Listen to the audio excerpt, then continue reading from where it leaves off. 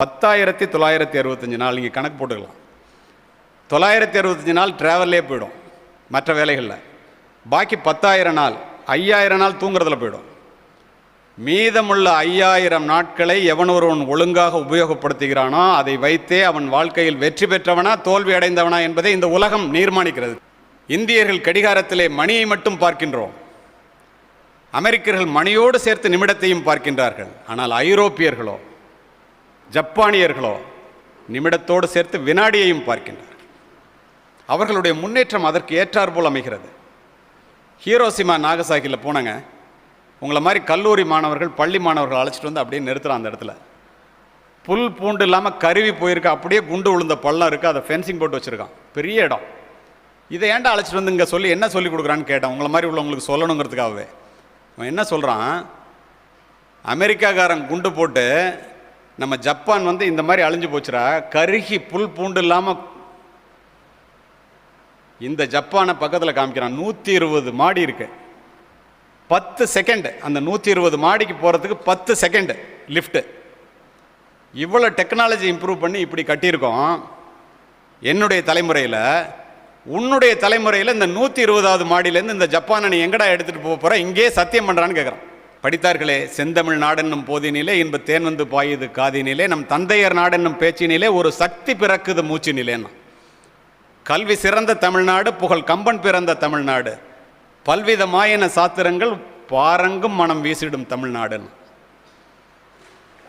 நீல திரைகடல் ஓரத்திலே நின்று நித்தம் தவம் செய்யும் குமரி எல்லை, வட மாலவன் குன்றம் இவற்றிடையே புகழ் மண்டி கிடக்கும் தமிழ்நாடுன்னா. அந்த நாட்டுக்கு சொந்தக்காரர்கள் அல்லவா நம்.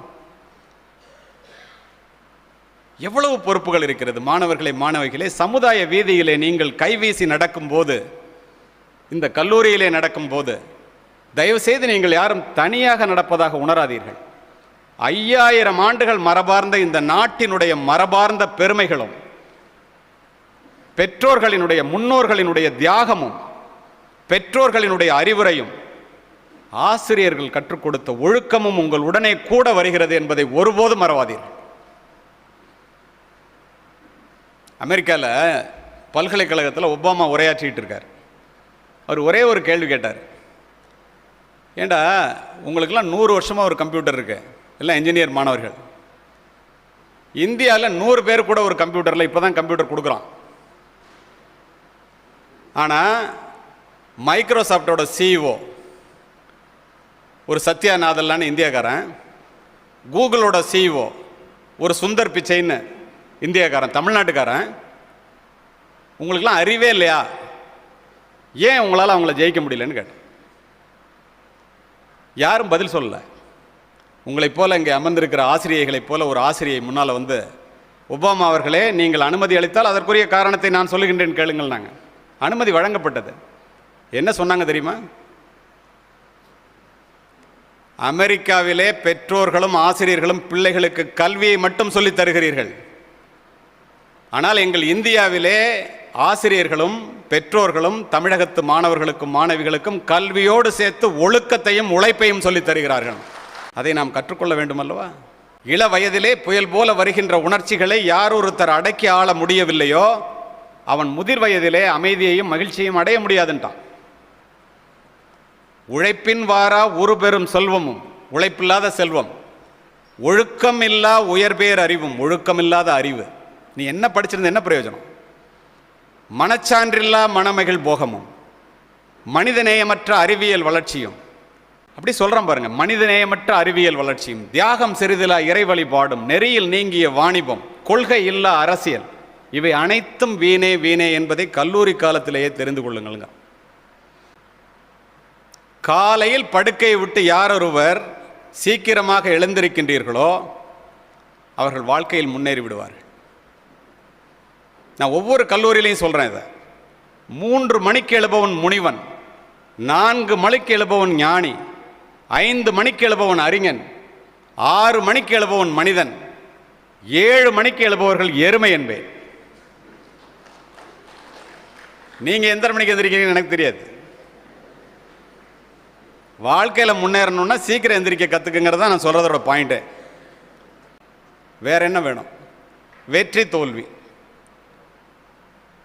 தோல்வியே அடையாத வெற்றியாளன் யார்? அமெரிக்க ஜனாதிபதி பதவியை அடைவதற்கு முன்னால் ஆபிரகாம் லிங்கன் அடைந்ததெல்லாம் தொடர் தோல்விகளே. அணு விஞ்ஞானியான ஜனாதிபதியான அப்துல் கலாம் அவர்கள் ஆரம்பத்தில் அடைந்ததெல்லாம் தோல்விகளே என்று அக்னி சிறகுகள் புத்தகத்திலே அவரே பதிவு செய்கிறார். தோல்வி உங்களை துவள வைத்து விடக்கூடாது. தோல்வியை படிக்கல்லாக்கி வளர்ந்தவர்களும் உண்டு, வெற்றியின் சுமை தாங்காமல் வீழ்ந்தவர்களும் உண்டு. சில்லறை வெற்றிக்கே சிலிர்த்து போனவர்களும் உண்டு, மகத்தான வெற்றியிலும் மயங்காதிருப்பவர்களும் உண்டு. இங்கு அமர்ந்திருக்கின்ற அத்துணை மாணவர்களும் வெற்றி பெற்றவர்கள், ஏற்கனவே வெற்றி அடைந்தவர்கள் என்று நான் கூறுகிறேன். வாழ்க்கை முழுவதும் உங்களுடைய வாழ்க்கையினுடைய ஆரம்பமே வெற்றியில் தான் துவங்கி இருக்கிறது என்று நான் நிச்சயமாக அறுதியிட்டு உறுதியாக கூற முடியும். அது எப்படி? எனக்கு ஏகப்பட்ட தோல்வி வந்திருக்கேன், நான் எப்படி வெற்றி பெற்றவன் வாழ்க்கையில் வரும்போதேன்னு நீங்கள் சொல்கிறீங்க அப்படின்னு நீங்கள் நினைக்கலாம். ஒரு நிலையான கருமுட்டையை நோக்கி 70 கோடி விந்தணுக்கள் செல்லுகின்றன. எந்த விந்தணு வேகமாகவும் விவேகமாகவும் கருமுட்டையை சென்றடைகிறதோ, எல்லாம் படித்த பிள்ளைங்க, அந்த கரு உருவாகி சிசுவாகி தாயினுடைய கர்ப்பப்பையிலே வளர்ந்து 69,999,000 விந்தணுக்களை தோற்கடித்து கருவாக உருவாகி தாயினுடைய கர்ப்பப்பையிலே சவால்களை சமாளித்து வெற்றியோடு வெளியில் வந்து விழுந்தவர்கள் தானே இங்கு அமர்ந்திருக்கின்ற அத்துணை பேர். மறுக்க முடியுமா? பின்னர் எப்படி தோல்வி உங்களுக்கு வரும்? வலியென வாழும் என்பது தானே உலகினுடைய ஆரம்பமே. எங்கே தோற்கின்றோம்? வெற்றியினால் வருகின்ற மமதை. அதை இந்த இடத்திலே மாணவிகளுக்காகவே நான் பதிவு செய்ய விரும்புகின்றேன். எப்படி?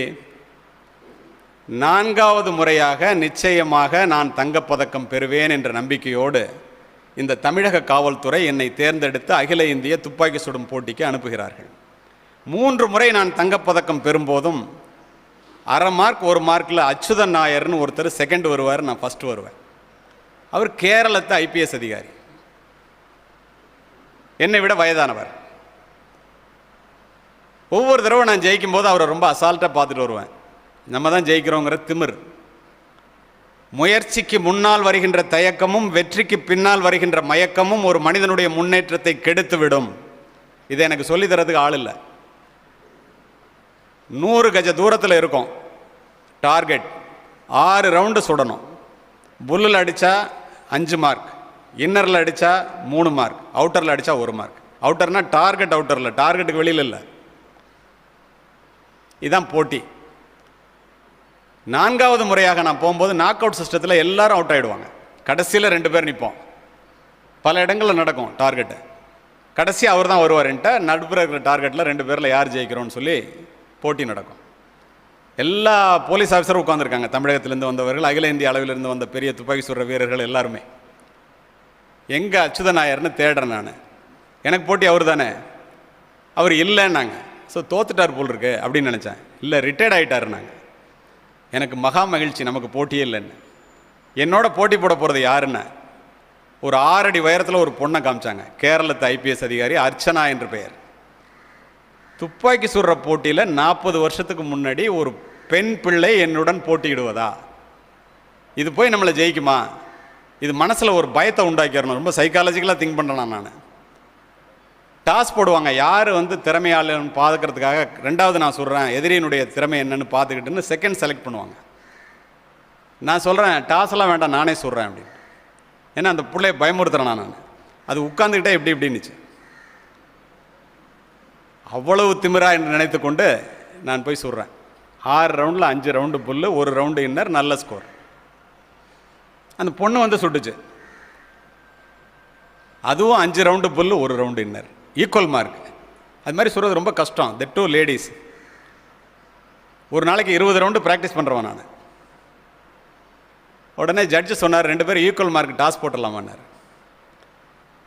நான் உடனே எஸ்ன்னு.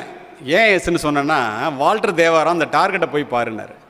ஒரு ஆஃபீஸரை பார்த்துக்கிட்டு நான் உள்ளே போனேன், நான் SP ஆனேன்னு சொன்னேன். அந்த ஆஃபீஸர் வேறு யாரும் இல்லை, வால்டர் தேவாரம். டார்கெட்டை போய் பார்த்தா என்னுடைய துப்பாக்கி குண்டுகள் துளைத்ததை விட அந்த பெண்ணினுடைய துப்பாக்கி குண்டுகள் துளைத்தது நெருக்கமாக இருந்தது. குரூப்பிங்னு சொல்லுவாங்க. எனக்கு பயம் வந்துடுச்சு. டாஸ் போடலாமன்னு எஸ்ன்ட்ட, தோத்த கூட டாஸில் தோத்தோன்னு சொல்லிக்கலான்ட்டு. அந்த பொண்ணு எங்கேருந்து வச்சு, mister Kaliyamoorthy, this is not a game of chance, it is a game of skill. இது லக்கில் முடிவு பண்ணுறது இல்லைடா, திறமையின் அடிப்படையில் முடிவு பண்ணுறது. தைரியம் இருந்தால் வாடா திரும்ப சுடலான்னு கூப்பிடுச்சு. அத்தனை பேருக்கு முன்னாடி எஸ்ன்ட்டேன், வேற ஒன்றும் சொல்ல முடியாது. 10 ரவுண்டு கொடுத்துட்டான், திரும்ப டை ஆகிடக்கூடாதுன்னு. உலகத்தில் உள்ள தெய்வங்கள் எல்லாத்தையும் வேண்டிட்டு பயிற்சி முயற்சியிலலாம் நம்பிக்கை வச்சு ஒரே மூச்சில் 10 ரவுண்டு சொல்கிறேன். 9 ரவுண்டு புல்லு, 1 ரவுண்டு இன்னர். என்னுடைய ப்ராக்டிஸில் கூட நான் அப்படி சுட்டது கிடையாது. அந்த பொண்ணு அங்கேருந்து வந்துச்சுங்க, ஒரே மூச்சில் 10 ரவுண்டையும் சுட்டுச்சு. 10க்கு 10 புல். நான் தோற்று போய்விட்டேன். துப்பாக்கியை தூக்கி கீழே போட்டேன். அந்த பொண்ணே வந்து எடுத்து தொடச்சி கொடுத்துட்டு ஒரு சல்யூட் அடிச்சிச்சு.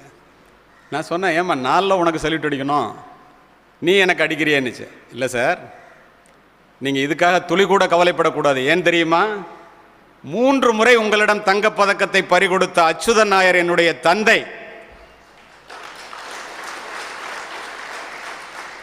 அவர் இழந்த தங்கப்பதக்கத்தை உங்களிடமிருந்து தட்டி பறிக்க வேண்டும் என்பதற்காக ஒரு நாளைக்கு 20 ரவுண்டு நீ ப்ராக்டிஸ் பண்ணுறேன்னு நான் தெரிஞ்சுக்கிட்டேன். 60 ரவுண்டு ஒரு நாளைக்கு ப்ராக்டிஸ் பண்ணிட்டு வந்திருக்கேன். நீ எப்பரா என்னை ஜெயிக்க முடியும்னு கேட்டுச்சு. பெண்களினுடைய மகத்துவம் தெரிகிறதா இப்பொழுது? ஓட்டப்பந்தய மைதானத்திலே ஒருவன் வெற்றி கோட்டை குறைந்த நேரத்திலே கடக்கிறான் என்றால் அவன் பயிற்சி மைதானத்திலே அதிக நேரத்தை செலவு செய்து வியர்வை சிந்தியவனாகத்தான் இருக்க முடியும் என்பதை மனதிலே பதிவு வைத்து. பெற்றோர்கள்லாம் நிறைய பேர் உட்காந்துருக்கீங்க, மாணவர்களுக்கே சொல்லிட்டு இருக்கேன். பெற்றோர்கள் முகத்திலெல்லாம் மிகப்பெரிய மகிழ்ச்சி தெரியுது எனக்கு. இப்படி வந்து சொல்கிறாரு, நம்ம சொல்ல வேண்டியதில்லைன்னு. உங்களையும் நான் விட்டு வைப்பதாக இல்லை. நல்லதோர் வீணை செய்தே அதை நலங்கட புழுதியில் எறிவதுண்டோ, சொல்லடி சிவசக்தி என்னை சுடர்மிகு அறிவுடன் படைத்து விட்டாய், வல்லமை தாராயோ இந்த மாநிலம் பயனுற வாழுதற்கேம் பாரதி.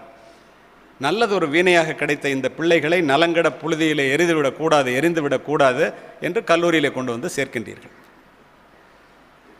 மாணவர்களை வைத்துக்கொண்டே சொல்கின்றேன், தந்தை மகற்காற்றும் நன்றி அவையத்து முந்தி இருப்ப செயல் நான் வள்ளுவன். மகன் தந்தை காற்றும் உதவி இவன் தந்தை என்னோற்றான் கொள் என்னும் சொல்லுண்டான். அப்பா செய்கிறத உதவி இன்னும் மகன் செய்கிறத நன்றின்னு சொல்லாமல் பிள்ளைய படிக்க வைக்கிற வேலை அப்பா செய்கிறது இருக்கு, அது வந்து உதவி இல்லை, நன்றிங்கிறான். பிள்ளைகள் ஒரே சூழ்நிலையிலே தான் உருவாகிறார்கள். புறப்படும் போது எல்லா காற்றும் பூங்காற்றே, அது புயலாக மாறுவதும் தென்றலாக வீசுவதும் சூழ்நிலையை பொறுத்ததேங்கிறான்.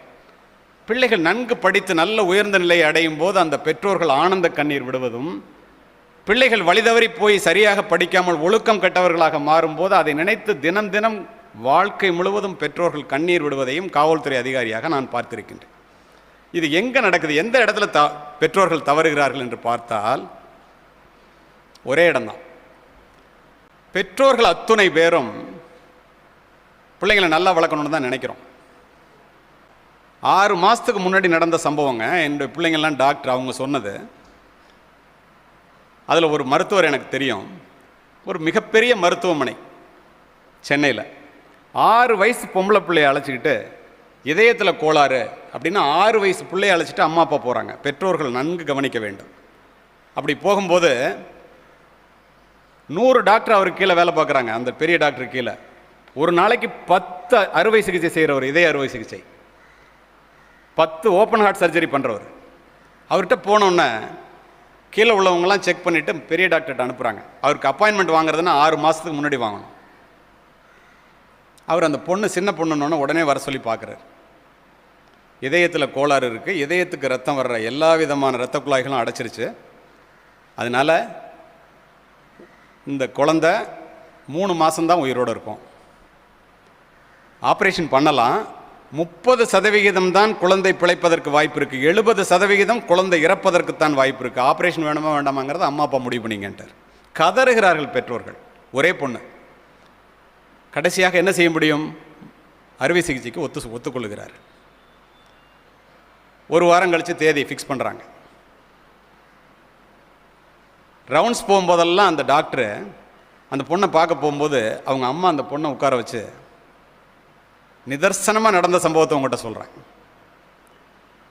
உன்னுடைய இதயத்தில் கடவுள் இருக்காருமா, நம்ம கும்பிட்ற சாமி இருக்குது, நீ பயப்படாத, நிச்சயமாக நீ பொழைச்சிக்குவேன்னு சொல்லி வளர்க்குது. இதை ஒவ்வொரு நாளையும் ஒரு போகும்போது காதில் கேட்டுகிட்டே போவார் டாக்டர். இந்த டாக்டர் தன்னுடைய படிப்பிலும் தன்னுடைய திறமையிலும் நம்பிக்கை வைத்தே வாழ்க்கையில் முன்னுக்கு வந்தவர். பெரிய கடவுள் பக்தியெலாம் அவர் கிடையாது. 7வது நாள் அந்த பிள்ளையை ஆப்ரேஷன் டேபிளில் படுக்க வச்சாச்சு. டாக்டர் முகத்துலலாம் கட்டிட்டு க்ரீன் கோட்டெல்லாம் போட்டுட்டு 10 டாக்டர் புடை சூழ கத்தி கப்படாலாம் எடுத்துகிட்டு உள்ளே வர்றாங்க அறுவை சிகிச்சைக்கு. அந்த பொண்ணு ஆப்ரேஷன் தியேட்டரில் படுத்திருக்கு. அனஸ்தீசியா கொடுக்கறதுக்கு முன்னால் ஒரு தட்டி கொடுத்து, என்னால் முடிஞ்ச வரைக்கும் நான் செய்கிறேம்மா அப்படின்னு அந்த டாக்டர் அதை பார்க்குறாரு. பார்க்கும்போதே அவர் மனசில் ஓடுது, 30% தானே இந்த பொண்ணு பிழைக்கிறதுக்கு வாய்ப்பு இருக்குது, 70% இறக்கிறதுக்கு தானே வாய்ப்பு இருக்குது, ஆப்ரேஷன் 5 மணி நேரம் ஃபிக்ஸ் பண்ணியிருக்கோமே, அதுக்கப்புறம் அந்த பொண்ணு உயிரோடு இருக்குமா அப்படின்னு அவர் மனுஷன் தானே. ரொம்ப ஒரு மாதிரி அவர் கஷ்டமாக இருக்குது. இவ்வளோ நல்ல அழகான பொண்ணா, இவ்வளோ அறிவான பொண்ணாக இருக்கேன்னு நினைக்கும் போது அந்த பொண்ணு கேட்குது, doctor I want to ask one question, என்னிட்டையான்னு கேட்குறாரு. அவர் ஆமாங்கிறார். என்னன்னு கேட்குறாரு. ஓப்பன் ஹார்ட் சர்ஜரின்னு எல்லாரும் சொல்கிறாங்களே, உண்மையிலே என்னுடைய இதயத்தையே நீங்கள் ஓப்பன் பண்ணுவீங்களான்னு கேட்குறேன். இது பயப்படுது போல் இருக்குன்னு நினச்சிட்டு அவர் சொல்கிறாரு, இல்லைம்மா நான் அனஸ்தீசியா கொடுத்துட்டு தான் ஓப்பன் பண்ணுவேன், ஆனால் இதயத்தை தான் ஓப்பன் பண்ணுவேன் அப்படின்னு சொல்கிறாரு. உடனே அந்த பொண்ணு சொல்லுது, my question still remains, you are not answering my questions அப்படின்னு. என்னம்மா உன் கேள்வின்னு கேட்குறாரு. நீங்கள் இதயத்தை உண்மையிலேயே ஓப்பன் பண்ணிங்கன்னா, எங்கள் அம்மா இதயத்தில் கடவுள் இருக்காருன்னு சொன்னாங்க, ஜாக்கிரதையாக ஓப்பன் பண்ணுங்கள், கடவுளுக்கு காயம் பற்றக்கூடாது, ஓப்பன் பண்ணி முடித்ததுக்கப்புறம் கடவுள் எப்படி இருந்தாருன்னு என்கிட்ட சொல்லுங்கள், நான் பார்த்தது இல்லைங்க. எப்படி நம்பியிருந்தா உள்வாங்கியிருந்தா அந்த பொண்ணு அப்படி சொல்லும். இவர் மிரண்டறாரு, கடவுள் எப்படி இருக்காருன்னு பார்த்துட்டு இந்த பொண்ணு சொல்லுதே அப்படின்னு சொல்லிட்டு ஆப்ரேஷன் ஸ்டார்ட் ஆகிடுச்சு. 45வது நிமிடத்திலே இதயத்திற்கு வருகின்ற அத்துணை இரத்த குழாய்களும் அடைபட்டு ரத்தம் வருவது நின்று போய் விடுகிறது, குழந்தை இறந்து விடுகிறது. இவரால் அதை தாங்கவே முடியல. அந்த நேரத்தில் அந்த டாக்டர் சொல்கிறார், கண்ணாடியை கழட்டிட்டு தன்னுடைய கண்ணில் இருக்க தண்ணியை தொடச்சிட்டு, ஒரு குழந்தை தெய்வத்தை இவ்வளவு நம்பியதே, அந்த தாய் ஒவ்வொரு நாளும் சொல்லுவதை நான் கேட்டேனே, எனக்குத்தான் கடவுள் நம்பிக்கை இல்லை, என்னுடைய முயற்சிகள் அத்துணையும் வீணாகிவிட்டது, என்னுடைய திறமை அத்துணையும் நான் உபயோகப்படுத்தி விட்டேன், ஆனால் குழந்தை இறந்து விட்டதே, என்ன உலகம், என்ன கடவுள், என்ன பெரிய நம்பிக்கை அப்படின்னு நினச்சிட்டு பாடியை க்ளோஸ் பண்ணி அம்மா அப்பாட்ட கொடுங்க அப்படின்னு சொல்லிட்டு ஒரு அடி இப்படி எடுத்து வைக்கிறார். பக்கத்தில் இருக்க டாக்டர் ஒரு தட்டி, doctor blood is coming to the heart, இதயத்துக்கு பிளட் வருதுங்கன்னு உடனே லங்ஸு ஹார்ட் எல்லா மிஷினையும் ஆப்ரேட் பண்ணி 5 மணி நேரம் ஆப்ரேஷன் நடக்குது. ஆப்ரேஷன் சக்ஸஸ், குழந்தை பொழைச்சிக்குது. அந்த டாக்டர் சொல்கிறாரு, 60 வருஷம் வரைக்கும் இந்த குழந்தை உயிரோடு இருக்கும், அதுக்கு நான் கேரண்டி, எல்லா அடைப்புகளையும் நீக்கிவிட்டேன். ஆனால் ஆயிரக்கணக்கான அறுவை சிகிச்சையை பண்ணிய எனக்கு இந்த குழந்தை என்னுடைய உயிர் பிழைப்பு என்னை உலுக்கி விட்டதுன்னு சொல்லிட்டு நேராக போய் அன்றைக்கி நைட்டு எல்லா டாக்டரும் சாப்பாட்டுக்கு டின்னர் கூப்பிட்றாரு. இப்போ அழுகுறாரு அவர். ஏன் டாக்டர் சக்ஸஸாக முடிஞ்சிருச்சு, ஏன் அழுகுறீங்க என்ன? இல்லையா, அந்த குழந்தை முழிச்சு கடவுள் எப்படி இருக்காருன்னு கேட்டால் நான் எப்படி சொல்கிறது, என்ன சொல்கிறதுன்னு கேட்குறாரு. அவ்வளோ நியாயமானவர். கடவுளை கண்ணால் பார்க்க முடியாது, உணரத்தான் முடியும் என்று சொல்லுங்கள் அப்படின்னு மற்ற டாக்டர்லாம் சொல்கிறாங்க. அடுத்த நாள் டாக்டர் ஹாஸ்பிட்டலுக்கு வரும்போது ஒரு கடவுள் படத்தை கொண்டு வந்து ஆப்ரேஷன் தியேட்டரில் மாட்டுறார். அது வரைக்கும் மாட்டினதில்லை. ஒரு டைரி எடுத்து எல்லாரையும் கூப்பிட்டு எழுதி படித்து காமிக்கிறார். என்ன எழுதினார் தெரியுமா? இறந்து போன குழந்தை, என்னுடைய முயற்சிகள் அத்துணையும் நான் செயல்படுத்தியும் பிழைக்க வைக்க முடியாத ஒரு குழந்தை, ஏதோ ஒரு பெரிய மாற்றம் உடலிலே ஏற்பட்டால் ஒழிய இவ்வாறு பிழைப்பதற்கு வாய்ப்பே இல்லை. ஒரு பெரிய மருத்துவராக நான் இதனை கூறுகின்றேன்.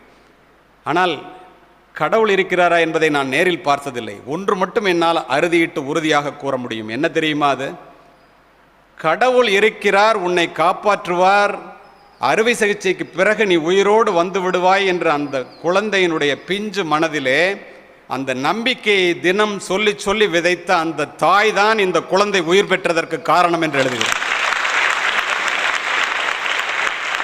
தாயினுடைய ரோல் எவ்வளவு பெரியது, எப்படிப்பட்டதாக இருக்க வேண்டும்? தயவு செய்து சிந்தியுங்கள். குடும்பம் தான் பிள்ளைகளினுடைய முதல் வகுப்பறை, பெற்றோர்கள் தான் பிள்ளைகளினுடைய முதல் ஆசிரியர்கள். Parents are the first teachers and teachers are the second parents. பெற்றோர்கள் மரத்தினுடைய வேர்களை போன்றவர்கள், பிள்ளைகள் அதில் பூத்து குலுங்குகின்ற பூக்களை போன்றவர்கள். வேர்களினுடைய பலத்தை பொறுத்தே பூக்களினுடைய வசீகரம் அமையும். வேர்கள் பட்டு போனால் பூக்கள் கொட்டி போகும். உங்களிடம் உள்ள சொத்துக்களிலேயே மிகப்பெரிய சொத்து உங்களுடைய பிள்ளைகள் தான். மனித வாழ்க்கைக்கு பொருள் அவசியம்தான், பணம் அவசியம்தான். வாழ்க்கை வேறு, பொருள் வேறு. வாழ்க்கை என்று நான் சொல்லுவது பிள்ளைகளை. ஒரு மனிதன் பொருளை இழந்து, பணத்தை இழந்து வாழ்க்கையை தக்க வைத்துக் கொள்ளலாம். ஆனால் வாழ்க்கையை இழந்து பொருளை தக்க வைத்துக் கொள்வது என்பது விரல் போவது தெரியாமல் மோதிரத்திற்கு ஆசைப்படுவதைப் போல. Spending more time with children is more important than spending money on them. பிள்ளைகளுக்கு பணம் செலவு செய்வதை விட பிள்ளைகளுடன் நீங்கள் நேரம் செலவு செய்வீர்களே ஆனால் நீங்கள் புத்திசாலி பெற்றோர்கள். பிள்ளைகளிடம் நேரம் செலவு செய்யாத பெற்றோர்கள் எவ்வளவுதான் சொத்து சேர்த்து வைத்தாலும் அது விழலுக்கு இறைத்த நீரே என்பதை காவல்துறை அதிகாரியாக நான் பலமுறை கண்டிருக்கின்றேன். பிள்ளைகள் கெட்டுப்போகிறார்கள் என்பதை கடைசியாக தெரிந்து கொள்கிறவர்கள் பெற்றோர்களாகத்தான் இருக்கிறார்கள். இதை கொண்டு வந்து விட்டுட்டு போயிட்டா இப்போ எல்லா ஆசிரியரும் சொல்லுவாங்க, உண்மையிலே சொல்லுவாங்க மனசார, பிள்ளைங்களை விட்டு போங்க, நாங்கள் பார்த்துக்குறோம், கவலைப்படாதீங்க. அது அவர்களுடைய கடமை, அவர்களுடைய பணி. ஆனால் ஒன்று தெரிந்து கொள்ளுங்கள், இங்கே 5000 மாணவர்கள் படிக்கிறார்கள் என்றால் அவரு பேருக்கும் பொறுப்பு தாளாளர், பிரின்சிபல் 2000 மாணவர்களுக்கு பொறுப்பு, 2-3 கல்லூரி இருக்கு, ஒரு ஆசிரியர் 40 பிள்ளைகளுக்கு பொறுப்பு. பெற்றோர்களாகிய நீங்கள் உங்களுடைய ஒரு பிள்ளைக்கு பொறுப்பு என்றால் யார் அதிக அக்கறையை செலுத்த முடியும் என்பதை தயவு செய்து மனதிலே பதிவு வைத்துக் கொள்ளுங்கள். சேர்த்துட்டு போயிட்டு ரிசல்ட் வந்தோன்னு வர்றதில்லை. நீங்கள் காட்டுகின்ற உண்மையிலே நான் பெருமைப்படுறேன். இவ்வளோ பேர் இத்தனை மணி நேரம் இப்படி அமைதியாக உட்காந்து பிள்ளைங்களோட உட்காந்துருக்கிறது என்றைக்காவது உட்காந்துருப்பீங்களா? நினச்சி பாருங்க. இவ்வளவு அக்கறை செலுத்துகிறீர்களே, எவ்வளவு அக்கறை உங்கள் பாசம் உங்கள் பிள்ளைகள் மீது இருக்கிறது. அது முழுமையாக முடியும் வரை அந்த தொடரட்டும். மதிப்பெண்களின் பின்னாலேயே ஓடிக்கொண்டிருக்கின்ற ஆசிரியர்கள் நல்லது எது கெட்டது எதுங்கிறத யார் சொல்லித்தர? செல்போன்களும் டிவிக்களும் இன்டர்நெட்டுகளும் அவர்களை வழிநடத்துகின்றன. உங்களுக்கு தெரியுமா, தயவு செய்து மோட்டர் பைக்கு, தயவு செய்து செல்ஃபோனு இதெல்லாம் பிள்ளைங்களுக்கு யாராவது வாங்கி கொடுத்தீங்கன்னா உண்மையிலே பிள்ளைங்களை நீங்கள் கெடுக்கிறீங்கன்னு அர்த்தம். இந்த மாணவர்களுக்கெல்லாம் என் மேலே பயங்கர கோபம் வரும், மாணவிகளுக்கு கூட. ஏன் தெரியுமா? 2G 3G 4Gன்னு வந்துருச்சு. 2Gனா பைப்பு திறந்தால் தண்ணி கொட்டுற மாதிரி, 3Gனா மோட்ரு வயலில் மோட்ரு செட் போட்டால் தண்ணி கொட்டுற மாதிரி, 4Gனா நயகரா நீர்வீழ்ச்சி. ஏன் சொல்கிறேன் தெரியுமா? திறந்தோன்னே எப்படி கொட்டுது? திறக்காமலே கொட்டும் 4Gயில் நயகரா மாதிரி. என்ன நல்லதும் கொட்டும் கெட்டதும் கொட்டும். ஒரு கணக்கெடுப்பு நடத்தினார்கள் 1000 பிள்ளைகளிடம் நகர்ப்புறத்தில். நல்ல வேலை கிராமப்புறத்தில் உள்ள கல்லூரியில் சேர்ந்திருக்கலன்னு மனசார சந்தோஷப்படுறேன். எல்லா கல்லூரிகளையும் நகர்ப்புறத்து கல்லூரிகளை சொல்லவில்லை, 1000 கல்லூரிகளில் கணக்கெடுப்பு நடத்தினாங்க. 69% மாணவர்களும் 37% மாணவிகளும் ஆபாச படங்களை பார்க்கிறார்கள், செல்போன் மூலமாக தங்களுக்குள் அதை பரிமாறிக்கொள்ளுகிறார்கள் என்பதுதான் கசப்பான உண்மை. காவல்துறை அதிகாரியாக நான் அறிவேன். ஒரு சொடுக்கிலே திரையிலே விழுகின்ற அபாயகரமான ஆபாச படங்கள் என்ற வெள்ளம் அமைதியான இந்திய குழந்தைகளினுடைய ஒழுக்கத்தை அடித்து செல்லுகிறது என்பது எத்துணை ஆசிரியர்களுக்கும் எத்துணை பெற்றோர்களுக்கும் தெரிகிறது. சின்னன் சிறுசுகளை இனம் புரியாத உலகத்திற்கு எடுத்துச் செல்வதன் மூலம் ஒருவனுக்கு ஒருத்தி என்ற தமிழக பண்பாடே ஆட்டம் காணுகின்றது. உங்களுக்கு தெரிவதற்கு வாய்ப்பில்லை. ஃபேன் ஃபிக்ஷன் என்ற காமரசம் ததும்பும் இணையதளங்களை பார்த்த இந்திய மாணவர்களின் எண்ணிக்கை 25 லட்சம் இந்த ஆண்டு மட்டும். நிஜ உலக ஆபத்திலிருந்து பிள்ளைகளை காப்பாற்றுவதற்காக நீங்கள் எவ்வளவு முயற்சி எடுத்துக்கொள்கிறீர்களோ அந்த நிழல் உலக ஆபத்திலிருந்து காப்பாற்றுவதற்காக அந்த முயற்சியை பெற்றோர்களும் ஆசிரியர்களும் எடுக்கவில்லை என்றால் பிள்ளைகள் உங்களை விட்டு கை நழுவி போய்விடுவார்கள். இதை என்னால் அறுதியிட்டு உறுதியாக கூற முடியும்.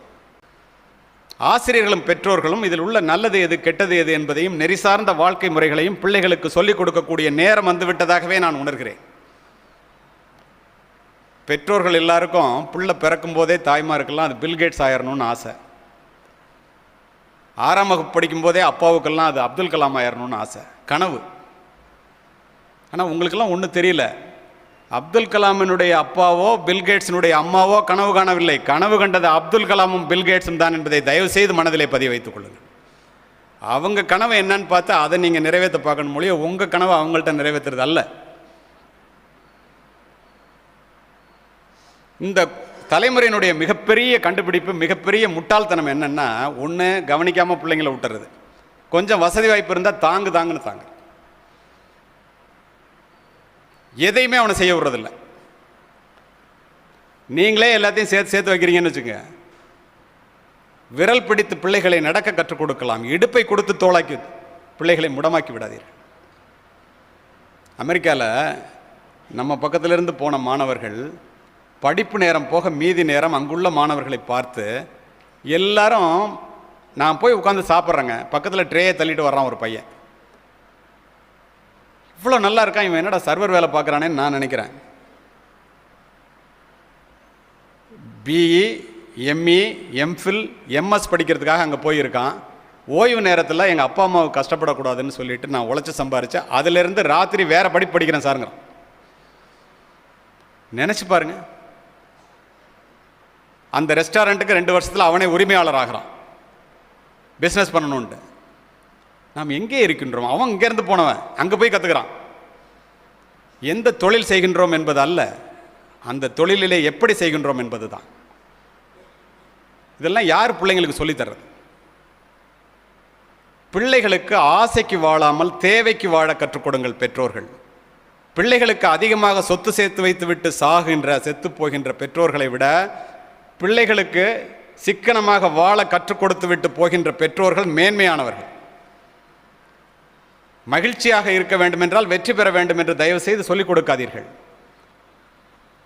வெற்றியில் தான் மகிழ்ச்சி இருக்கிறது என்பதை விட மகிழ்ச்சியாக இருப்பதுதான் வெற்றி என்பதை சொல்லித்தாருங்கள். பெற்றுக்கொள்வதில் மட்டும்தான் மகிழ்ச்சி என்று சொல்லித்தராதீர்கள். விட்டுக் கொடுப்பதிலும் மகிழ்ச்சி இருக்கிறது என்பதை சொல்லித்தாருங்கள். விட்டுக் கொடுத்தவர்கள் கெட்டு போனதில்லை, கெட்டு போனவர்கள் விட்டுக் கொடுத்ததில்லை. அதுதான் உண்மை. அறிவுள்ள பிள்ளைகளை உருவாக்குவதை விட பண்புள்ள பிள்ளைகளை உருவாக்குங்கள். பண்புள்ள பிள்ளைகளாக வந்தால் அவர்களிடம் அறிவு தன்னால் வந்து சேரும். பய உணர்ச்சியும் பாதுகாப்பு உணர்ச்சியும் தேவைதான், ஆனால் அது மானுட முன்னேற்றத்தை மழுங்கடித்து விடக்கூடாது. பயம் இல்லாமல் பிள்ளைங்களை பிரச்சனைகளை எதிர்கொள்வதற்கு கற்றுத்தாருங்கள். வார்த்தைகள், வாயிலிருந்து வருகின்ற பெற்றோரினுடைய வார்த்தைகளால் வாழ்க்கை இழந்தவர்கள் வானத்து நட்சத்திரங்களைப் போல எண்ணிலடங்காதவர்கள். உங்க வார்த்தை எப்படி வருதோ அதை பார்த்து தான் அவன் பேசுவான். பிள்ளைகள் உங்களிடம் வந்து அணைவார்கள், கேள்வி மேல் கேள்வி கேட்பார்கள், உங்களிடம் நேரத்தை செலவு செய்வார்கள், தனக்கு தெரிந்ததெல்லாம் உங்களிடம் சொல்ல வேண்டும், கல்லூரியில் நடந்ததெல்லாம் சொல்ல வேண்டும் என்று வருவார்கள். உட்கார்ந்து கேளுங்கள், அதை விட பெரிய வேலை உங்களுக்கு கிடையாது. அவனுடைய கேள்விக்கு நீங்கள் பதில் சொல்லாவிட்டால், அவனிடம் நேரம் செலவு செய்யவிட்டால், அவனுடைய செயல்களை நீங்கள் அங்கீகரிக்காவிட்டால், குழந்தையும் தெய்வமும் கொண்டாடும் இடத்தில் என்று நண்பர்களுடன் போய் சேருவான். அந்த நண்பர்கள் நல்ல நண்பர்களாக இருந்தால் பிள்ளைகள் பிழைத்து விடுவார்கள். கெட்ட நண்பர்களாக இருந்தால் சிகரெட் குடிப்பது, மது குடிப்பது, பெண்களை தவறாக வழிநடத்துவது அத்துணையும் நண்பர்களிடமிருந்து தான் கற்றுக்கொள்கிறார்கள். அந்த இடத்திற்கு போவதற்கு காரணம் நீங்களாக இருந்து விடுகிறீர்கள், உங்களை அறியாமலேயே. தயவு செய்து பெற்றோர்களே, பிள்ளைகளுக்கு வாழும் உதாரணமாக நடந்து கொள்ளுங்கள். விதைத்தது தான் விளையும். இதுவரை உங்களிடம் நான் பேசியது அத்துணையும் சொற்கள் அல்ல, விதைகளை விதைத்திருக்கிறேன். அது வளமான நிலத்திலே விழுந்தால் விதையாக விருட்சமாக வளரும் என்று எனக்கு நம்பிக்கை உண்டு. ஏன் தெரியுமா?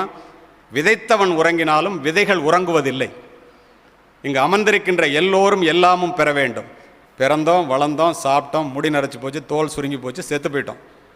அதற்காக கொடுக்கப்பட்ட வாழ்க்கை அல்ல இது. பிறப்பு ஒரு சம்பவமாக இருக்கலாம், இறப்பு ஒரு சரித்திரமாக இருக்க வேண்டும். வெறும் கை என்பது மூடத்தனம், விரல்கள் 10 மூலதனம்.